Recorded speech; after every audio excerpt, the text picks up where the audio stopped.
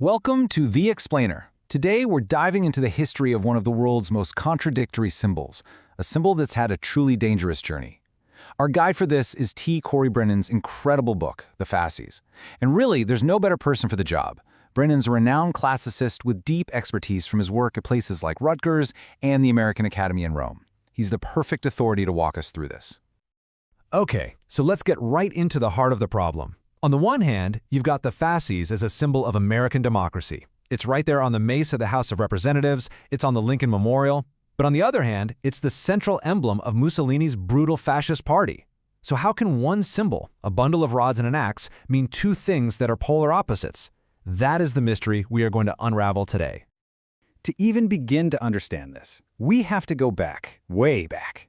We need to strip away all the layers of meaning that have been added over the centuries and look at its raw origins in ancient Rome. Because, this thing didn't start out as a symbol of some lofty ideal.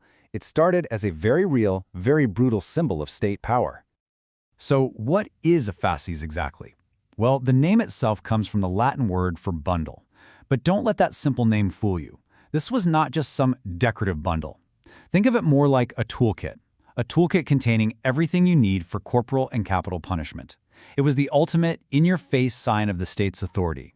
And this right here breaks down its function in the most direct way possible. This wasn't abstract. The rods, they were for flogging people. The axe, for executions. It's that simple. So when a Roman official walked around with his attendants, who were called lictors, carrying these things, it was a direct visual threat. It was the state saying, we have absolute power over your body and your life. And Brennan just nails it with this quote. The whole point, the most visceral effect, was to create pure psychological terror. The fasces wasn't just a symbol of the law. It was a weapon designed to make people afraid and to enforce absolute obedience. So you have to be asking, how in the world did an instrument of pure terror become a celebrated symbol of liberty and unity? Well, this is where the story takes a really fascinating turn, all thanks to a very deliberate rebrand. The meaning was completely flipped on its head. People started to ignore its brutal Roman function and instead connect it to an old fable. You know the one, writers like Plutarch told it, about a father who teaches his sons that a single stick snaps easily, but a whole bundle of them is strong. All of a sudden, nobody was talking about the axe and rods for punishment. The focus shifted entirely to the bundle itself as this great metaphor for strength in numbers. And this motto, right here, this was the nail in the coffin for the old meaning. It's adopted from the Roman historian Sallust, and it became super popular during the Renaissance. It was basically attached to that fable as the moral of the story, cementing the fasces as the ultimate symbol of unity. The terror was forgotten, and an ideal took its place. And this new, positive meaning, it really took off. The brand new republics in the late 18th century absolutely loved it. In France, it stood for the United French People. In America, it became a cornerstone of civic art. You see it on statues of George Washington, and it was even on the back of the dime, the perfect visual for the nation's motto, out of many, one. But this Republican ideal, this whole wonderful story about unity and liberty, it was about to be corrupted, twisted back into something monstrous that would poison the symbol's meaning, maybe forever. What Mussolini did was he deliberately reached back in time, past the Enlightenment, past on that Republican stuff. He grabbed the symbol's most ancient, brutal Roman origins and put them front and center again. Absolute state power, imperial authority, and force. He even named his entire ideology, fascism, right after it.